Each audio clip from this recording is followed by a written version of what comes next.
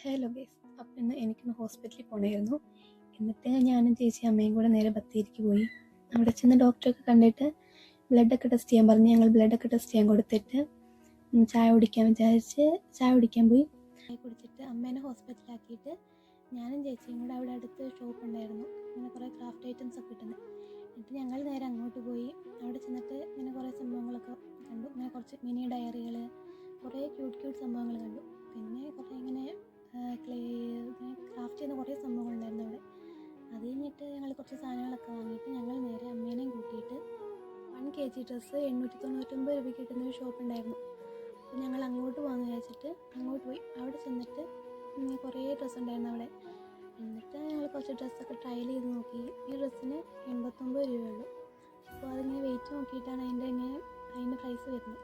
അങ്ങനെ കുറച്ച് ഡ്രസ്സൊക്കെ വാങ്ങിയിട്ട് ഞങ്ങൾ നേരെ വീട്ടിൽ പോയി. അപ്പോൾ ഓക്കെ, ബൈ.